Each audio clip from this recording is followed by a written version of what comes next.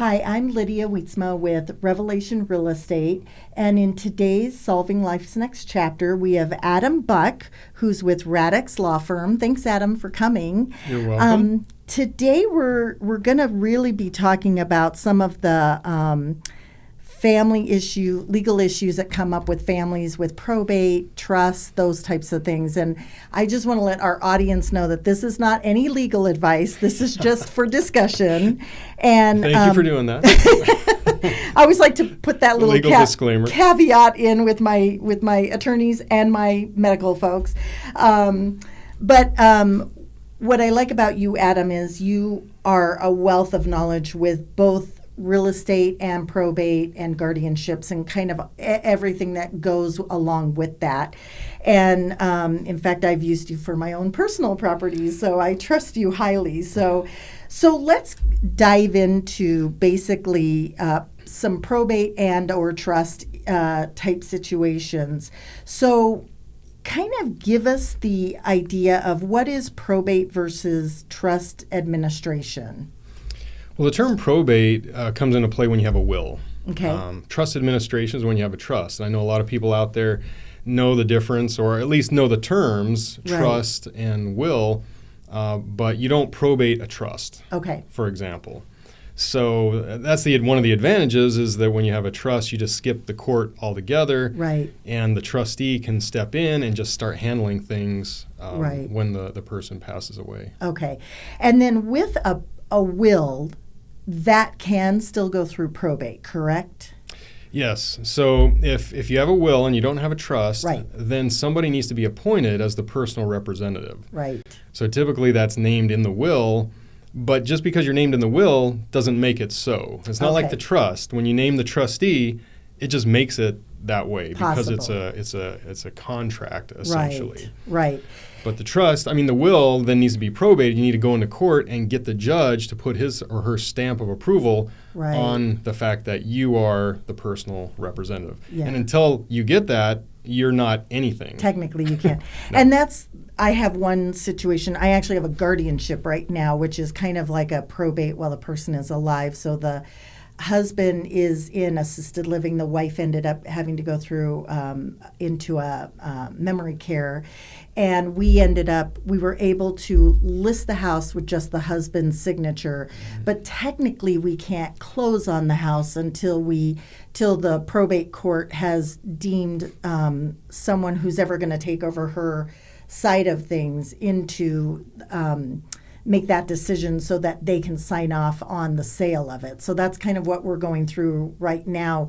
And I think a lot of people don't realize when someone passes, family members think that they can just sell the house right away and Right. sign a listing agreement with a real estate agent like myself, but you can't unless you are the one that is basically in charge of that. So, Or if you have a trust. or if you have a trust that Yeah. you're named in. So like I said, you don't have to go to court if you have a trust. Right. So you could then sign the listing agreement as the trustee of the trust. Right. But you sign as the trustee, Right. and you already have that authority and that power to do that. Right. And then you just use the trust documents in the real estate transaction, Right. and everybody recognizes you as the one in as the charge. one in charge, yeah. Okay.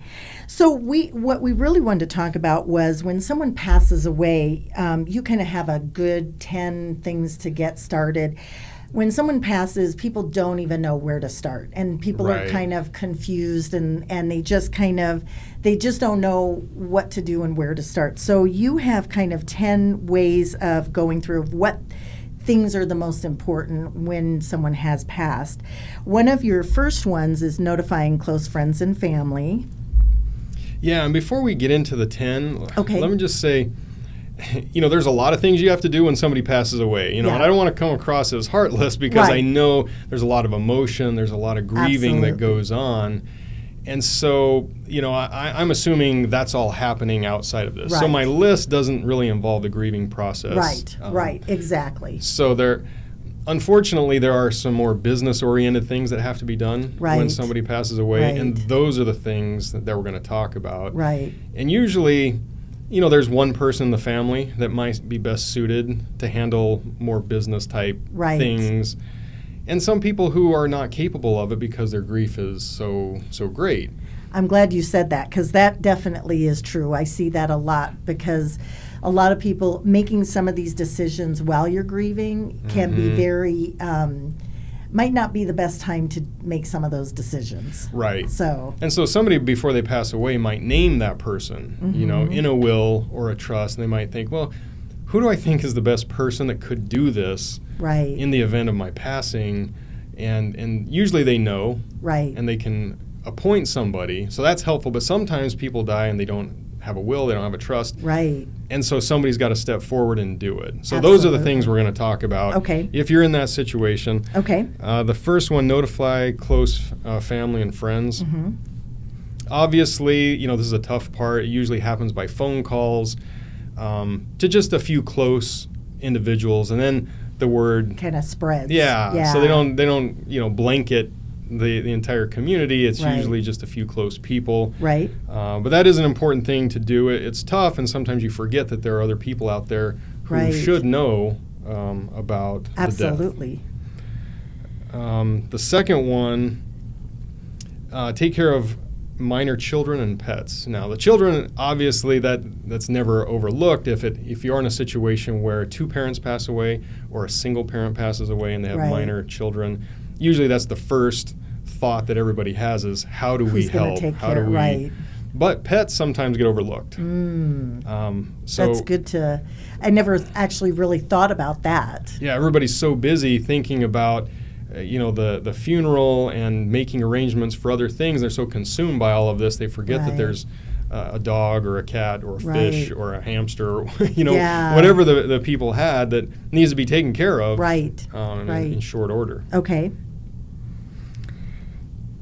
And number 3, you have a secure home and property. This is really, I think, important, because I don't think people realize that you need to secure the home. So give us some information on that. Yeah, so a lot of people forget to lock the home and to just make sure it's secure. And oddly enough, there are a lot of robberies that happen during funerals because it's published, and they know on this date at this time, the entire family is going to be gone, and it's an easy target. Yeah.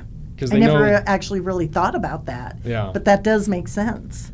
So a lot of times you have a neighbor or somebody who may not go to the funeral, right? But just with the assignment to be there and just make sure that everything's okay right. with the home. That's actually great.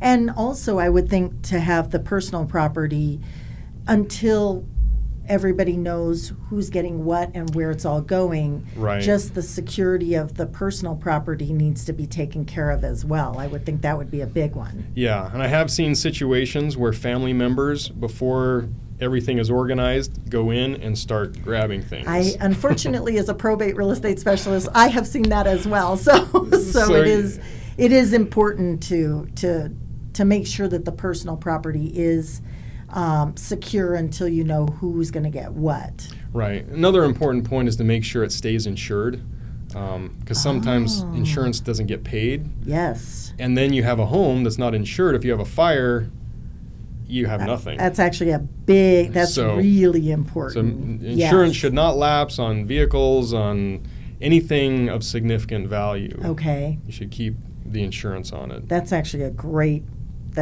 point. And then what about contact the employer? You're talking contact the employer of the deceased if it was at home when they passed away. And if they were working, if it was a time of life where they had a job and were working, just to let them know what had happened and coordinate the last paycheck. There's probably some wages that are due. Okay. And sometimes there's a life insurance policy they have through work. Yeah.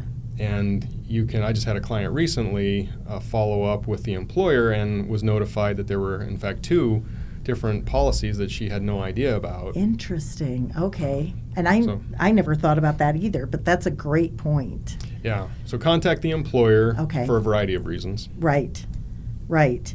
And then obtaining death certificates. This is probably a big one for me as well, because a lot of times, so you have to actually take a death certificate, a certified death certificate, and don't you have to record it? Is that not one of the things that whoever's in charge of the trust or who's taking care of these items, isn't that one thing that they have to do? It depends on what you're using it for. Okay. But the primary thing is you need death certificates for a lot of different reasons. Okay. And so I always tell my clients, get a lot of them. Okay. Don't be skimpy with them. Don't get one. Right. Or two, Right. because you're going to end up going back for more, and then that adds delay. Right. So get 10. Okay. Just to have for situations like you're talking about. If you do need to record it to show that the person is deceased in a joint tenancy with rights of survivorship situation.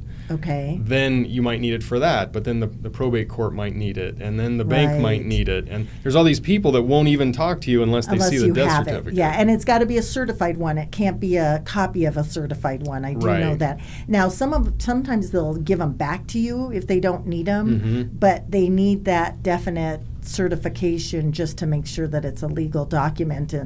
And like I said, a lot of times they won't take those copies of them. Right. Yeah. And I know that when I do a lot of probate properties, title sometimes will require one of the certified copies to record during the title while they're going through the title and the close of the property. Yeah. So yeah, that makes sense. So you just need a lot of them. So just know if you're in charge of the estate, just have plenty of them for Okay. a variety of reasons. Okay, that's good to know. And then obviously arranging and paying for funeral arrangements. So give us some examples of that. Well, the planning, there's two parts, the Okay. planning of it Right. and then the paying for it. Right. The planning of it, you typically is done with the family. They contact the mortuary. And some people, have to prepare an obituary. Right. These are the sorts of planning things that are done. But really, how to pay for it. Okay. That's frequently a question that comes up. Sometimes people have prepaid Okay. funeral plans. Yep. And so it's all taken care of. So it'd be nice to know that. Right. If you were in charge. Right. Had they already prepaid. How would someone know if they've already prepaid? Would that be through the funeral services or the mortuary, or is there a document that they could look up? How would that, is that something that's possible? Well, and this is what we try to reiterate to our clients. Please communicate with your family. Yes. To know what you have and what you don't have. It'll make their job a lot easier. Mm-hmm. So if nobody has told you there's a prepaid plan, you could go through their file cabinet. Okay. You might see something. Isn't it like more of an insurance policy too? So you could maybe look it up through the insurance. Is there some sort of insurance way that you can I'm look not it up? aware of any way to Okay. look it up. You Okay. just have to know Whether they who have they it were or- working with, and there's probably paperwork in their personal Somewhere. Yeah. files. Okay. So another way I've seen people do it is they have a bank account Okay. with enough money to cover the funeral, and then Okay. they'll have a joint account with one of the younger children or somebody else who Okay. might step into that role. Gotcha. So that person has immediate access to those funds. Right, right. And I know working with a lot of funeral homes myself, it's cheaper to pre-plan than it is to post-plan. So Yes. the family, this is one big thing for me, is pre-planning your funeral arrangements for a variety of reasons. You get to pick, you can go down to even picking the music or the scripture, or down to whatever people are going to say at your funeral, poems or whatever. Right. And if you don't have those arrangements pre-planned, I know a lot of times it's more expensive, first off, to pay for that after the fact. And that's one of the biggest things. When I do seminars and things like that, I try to talk to a lot of people about that, because a lot of seniors will say, oh, I'm okay with my family making that decision. But they Right. don't realize that, first off, they're grieving.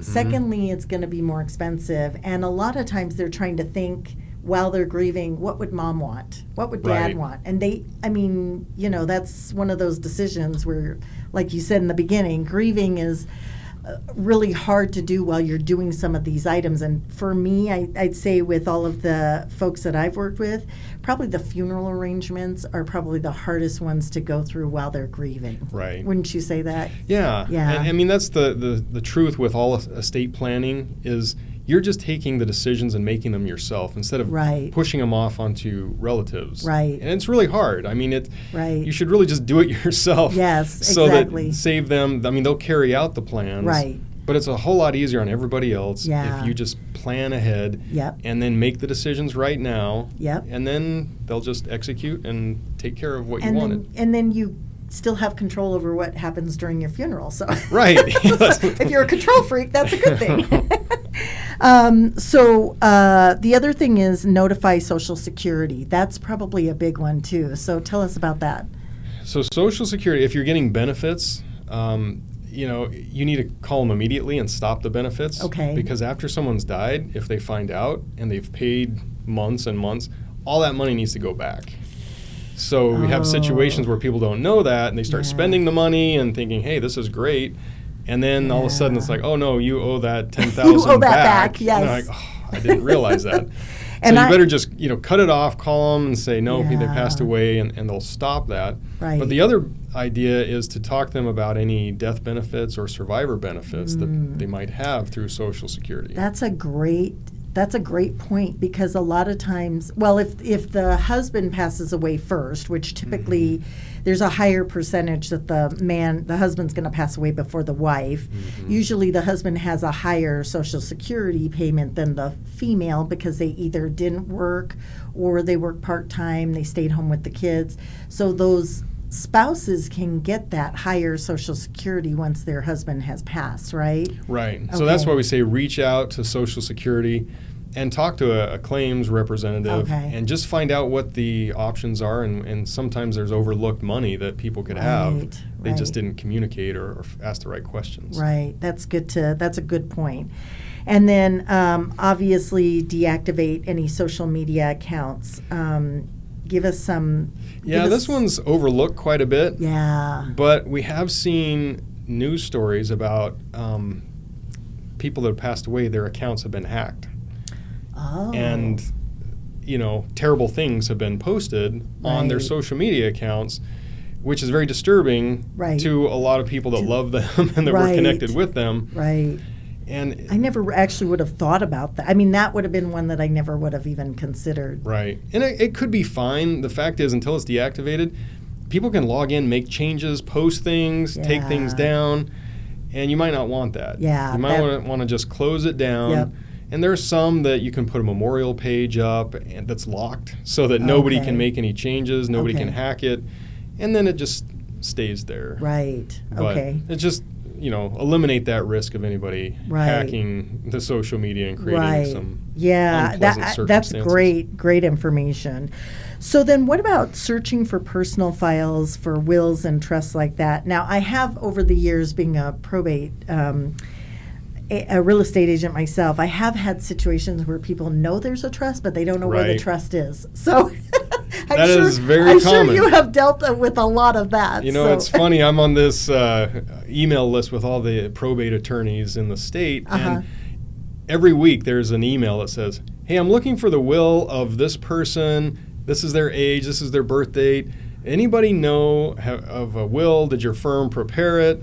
Because people don't communicate. Right. And so what happens if they can't find it? Is there... I mean, obviously there's issues with that, but what are some of the issues that could come up with that?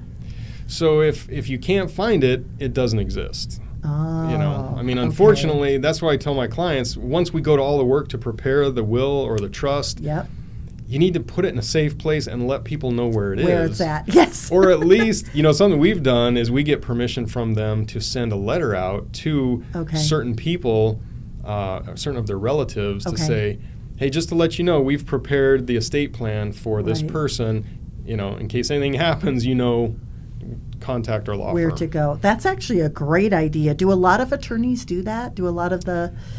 I don't know. We've just started to do it because it is so common that people go to all the effort to create an estate plan and then nobody can find it. Yeah. And and the kids are, I know it's here somewhere, but they can't find it. Yeah. And then the assets will have to be distributed in a different way that maybe they didn't want. Yeah.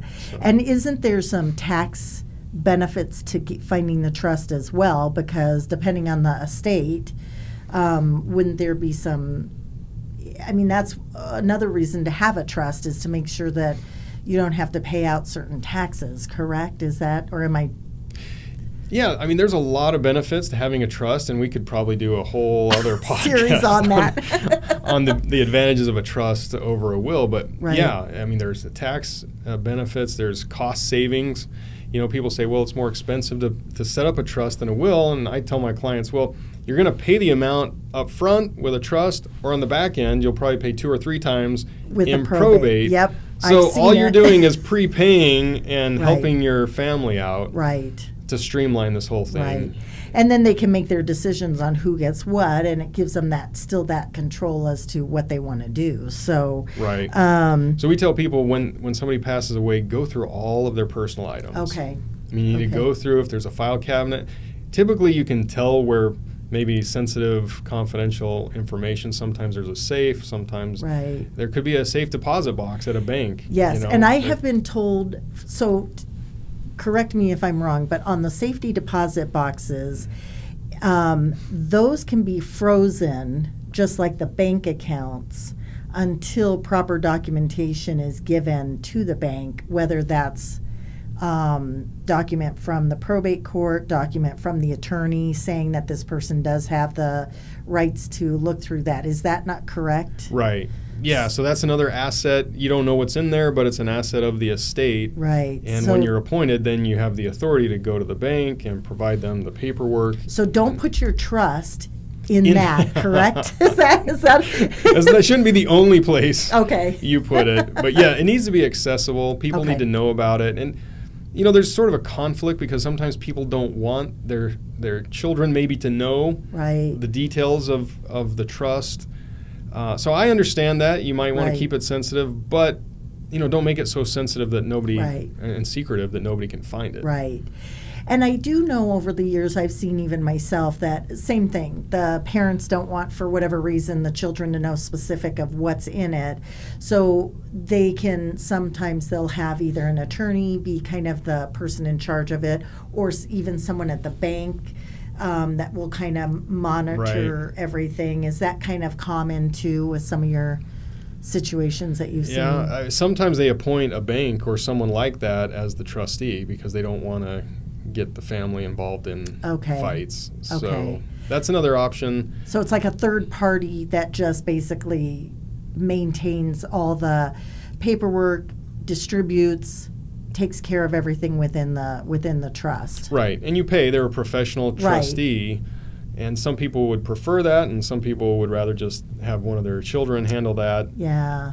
But along those lines, a big mistake I've seen people do, I think it's a mistake, is let's say they have 3 kids, and they feel like they're playing favorites, so they appoint all 3 of them as the co-personal representatives or co-trustees. And I have heard that from other attorneys, and that is not a good thing, right? And one of them lives in Florida, and one is in Wisconsin, and one is in Arizona. Right. And so to do anything, you need signatures from everybody, and it seems unnecessarily complicated when you have one that's in Arizona. Right. Now, the person in Arizona might not be your first choice, but my point is it's not really geographic. It's more of who you want, but I don't see a huge benefit to having multiple personal representatives or co-trustees. Right. I've heard that also from, because part of your trust with Arizona, we have the mental illness document within that trust, so that if someone does have a diagnosis like Alzheimer's or dementia of some kind, someone can kind of take over that trust and take over the funds to get that person into a memory care or behavioral health clinic of some kind. And I have been told, and I hear this more on the guardianship side when we're trying to set up guardianships, not to have a double co-guardianship for the same reason, because Right. now you and one other person are making a decision on which memory care does this person go to. If the memory care has to have something signed, they've got to have it signed by both of them, and it's not If they always, can't agree, if they then can't agree. what If happens? one's out of state, like you said, then they got to get documents signed by, and sometimes time is of the essence, depending on what the situation is, especially in a guardianship where they're maybe going through maybe a medical crisis, and they got to Right. wait for a second person to either fly in or sign documents for a medical person to come in and do whatever needs to be done, or they have to send them to a specific behavioral health clinic and they can only get one signature, but they got to get the other signature. So that's why I've been told by a lot of, not even attorneys, but the folks that actually work in the assisted living and the memory care communities, to just have one, because they see it on the back end where they have to get the documents signed by everybody, and they're the ones that complain probably the most because they see that issue. Right. So, Well, and what I tell my clients is, it's not really, you want to be a beneficiary of a trust, Right. not the trustee. Okay. The trustee does all the work, Right, and the beneficiaries get all the money. right, So you want to be part of the beneficiaries for sure, right. but the trustee, it's kind of a thankless job, and it involves Right. a lot of work. And you have to be an organized person. You have Right. to make sure, and it's a big responsibility that people don't realize, right? yeah, it is. And so when parents are setting up their trust and they think, oh, I just don't want to favor one over the other, it's Right. like, believe me, I hear that a lot you're too. not favoring any. You're I punishing heard them that all with my own equally. parents. Because I am the trustee, I am the person in charge, and I did hear that from them. So I totally, and I have 3 children of my own, so I totally Right. understand. So And maybe helping the children understand that it's, you're not playing favorites. It's Right. just one, but they're all. Assuming that they're all beneficiaries of the trust, Right. they'll all get their share, Right. just like everybody else. Right. It just takes, it's a lot of responsibility. I know, going through my parents over the years, having to get theirs all put together and meeting with attorneys and meeting with, Right. with them on making those decisions. It really is, it's not something to take lightly if you're going to be that person that's going to facilitate all the paperwork, get all the things. Not that the other family members can't help, but it really is that person's responsibility to make sure it's done correctly, right? And it's a liability. It's a Yeah. legal liability. You're taking on a liability because your job is to figure out who all the creditors are Okay. and make sure they're all paid. Right. So if you and get all the assets and make sure that so now you have all the assets, you have a Right. list of the creditors, and you're supposed to pay the creditors, and then whatever's left over gets distributed. Gets distributed. But if you distribute, if you don't get all the creditors, Right. and you distribute all the money, Yes. now all of a sudden you get a claim that says, hey, we're owed $10,000. You say, well, we just distributed everything. They say, okay, well then you're personally responsible for I have paying had the $10,000. situations like that too with clients where they, I had one client who distributed everything before they got their taxes done, because you have to Oh, do yes. that final tax Final prepare, tax. and they did distribute everything, and they were responsible for the taxes, and Yeah. and they were not. They went back to the family members to try to get their fair share, but they weren't willing to do it, and it caused a lot of grief between the siblings. Yeah, because So- if people aren't planning on that and they've already spent it, and now you're saying, Right. oh, I need $10,000 back from you, that might not go over well. Right, exactly. But you've got the personal responsibility. So that's what Yeah. I'm saying. To be the trustee, it's really all risk Right. and work. Right. So That's the same way if it's so we've been talking more with people with trust, but it's Right. kind of the same way with the probate side of things too. If you end up being the one appointed to maintain the probate side of things. right, yes, your job's the same whether you're a trustee or a personal representative. Okay. It's just that before you can be a personal representative in court, they make you take an online class. Oh, okay. I And- did not know that. And you have to show a certificate that you finished it. Okay. And the online class talks about everything we're talking about here. Okay. The risk, this is your job, this is what you need to do. Right. Don't do it wrong or you'll get sued. They Right. really try to train them. And then Right. you have to prove to the court that you did that. Right. Whereas with a trust, There's no requirement. Right. But as attorneys, we help people through that. Right. So that's why they hire an attorney. Even though we don't have to go to court, right. we still help them with the trust administration just to protect themselves. Yeah, and that's actually a smart idea because there is a lot that goes into these things, and depending on the bigger the estate, the more complicated and the more probably more creditors or more assets that are there that need to be dealt with correctly. Because nobody wants to go back later and have an issue, which I've had multiple times with families. So, so that kind of that gives a lot of good information about folks when they're deciding. Obviously, I highly recommend getting a trust and putting everything within that trust so that they don't have to go through probate, because it is very expensive. And then you're basically relying on a court to tell you who gets what, who's going to maintain the distribution of it, who's going to be the one responsible for cleaning out the house, putting up the house on the market, and there's everything that goes involved with all of that as well. Right. Yeah, it's more streamlined, but I tell clients, we'll help you on the back end too. Yep. If you don't want to do it, we'll certainly do the probate. It's not the end of the world. Right. If you have to go through the probate process.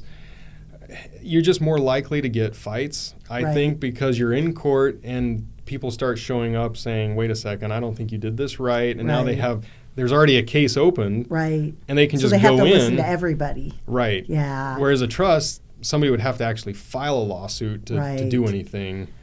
So anyway, it's pros and cons to both. We recommend a trust, but certainly we help a lot of clients through the probate process. Right. I recently had a situation where we had to go through a kind of a smaller probate as well, where the couple owned a home, bought it from a gentleman, but they didn't go through title, and so they ended up going through an out-of-state attorney who put the deed together.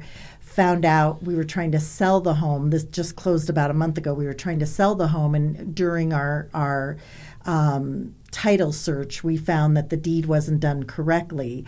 So we ended up trying to find the gentleman who had since then passed, and his wife had at the time he passed, he had a wife. Now, at the time he was selling the property, he was not married. So we ended up with a situation where we found out with his trust he had the pour-over will or some sort of verbiage within that will where it said if there was anything undone that hadn't been done, that she was the one responsible to maintain everything. So we had to go back to that attorney and have paperwork signed. It had to go through like a mini, I wouldn't necessarily, I don't know if you would call it a probate, but it was more like a affidavit of transfer. So it took us 2 or 3 more weeks to actually close on the home. That could have been avoided had they, well, first off, had they used an Arizona attorney to do the deed correctly first. Right. But secondly, if they had gone through a title search in the beginning and gone through, they didn't necessarily have to go through a real estate agent, because it was a for sale by owner, so they were probably trying to eliminate the commissions and some of the fees that go along with that. But it was just an interesting situation because it wasn't done right, and that was like 9 years ago. And then we had to quickly, because we had a buyer that really wanted the house, and so we had to go through that situation.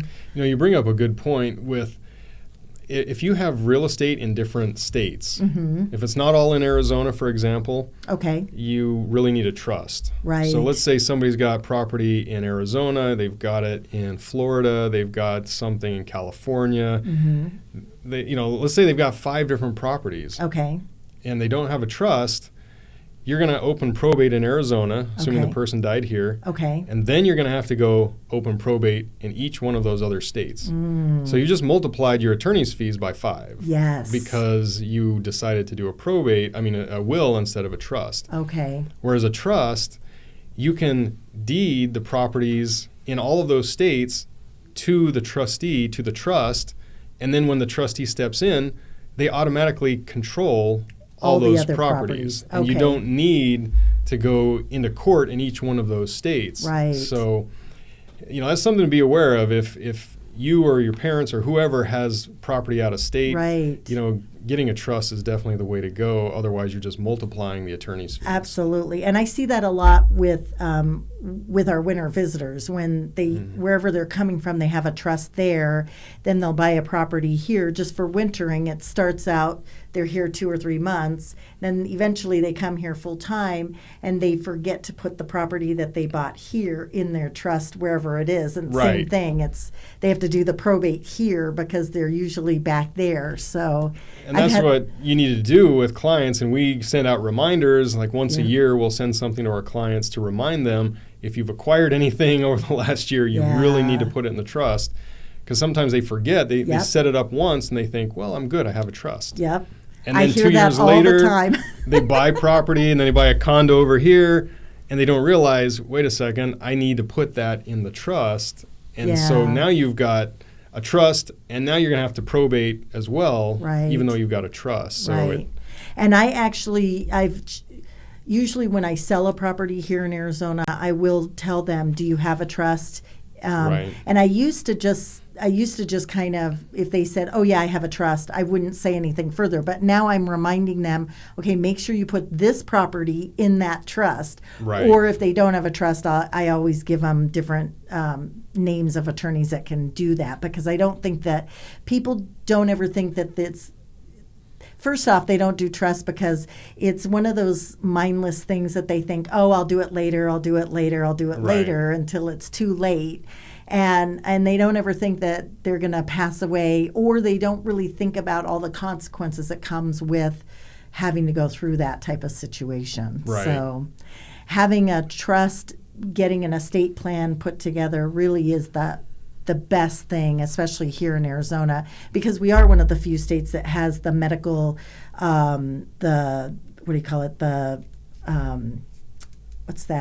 have medical, there's medical power of attorneys within the trust. Oh, like but the living will? Yeah, but also the healthcare power of attorney. The mental health initiative here, because not all states have that. I know that. So something we put together in connection with a will and a trust is a durable power of attorney, so that if anybody becomes incapacitated, if they get dementia or if they're in a car accident, they're in a coma, there's all these different situations where somebody might not be able to really make decisions. Yeah. And if they sign a power of attorney, a durable power of attorney, then that process is easy. Yeah. You just need to get the doctor to declare that they are not able to do that. And you can start, you're up and running. Yeah. But if you don't have that, it's a simple document to prepare. Yeah. If you don't have it, then you're in court and you're trying to get somebody appointed, and you're, it's... And I always tell parents too, because I did this with my 2 older daughters, because one daughter just went off to college. Once their kids turn 18, they really should have that document, because what if they're in a car accident and they're in a coma? Now, 9 times out of 10, the parents are going to make those decisions. But what if it's a situation where they have a mom and a dad that are separated, and one has one idea of one thing and the other one has a different idea? So even getting those medical power of attorneys done for your kids when they go off to college, people don't think about those things, and that's probably really important when you're part of your planning for college, is to make sure you have those in place. Yeah, you probably heard of the sort of a famous case, I think it was in Florida, where the lady was in a coma and just stayed there. And they get to the point where the doctors are saying, I just don't think she's ever going to recover. But she's on life support, and one family member thinks they need to pull the plug, terminate and just be done. And another family member says, no, we're not going to do it. It got in the courts because one said one thing, one said the other. Now they're in a court battle, and it went on for years. And this poor person was on life support during this whole time, not able to function, not able to do anything while the family was fighting. And, you can just avoid all of that with a very simple document. Absolutely. So that's what we're telling clients. Just do these simple things so that you don't have to be one of these news stories and, have it destroy your family. Really important. Well, Adam, thank you so much.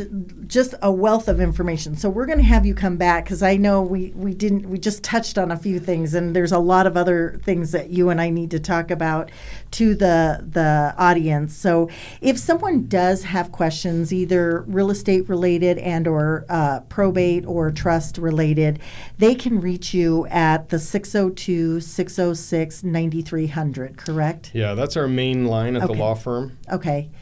And thank you so much, Adam, for coming. Thank you. I really appreciate it. And we'll see you next time.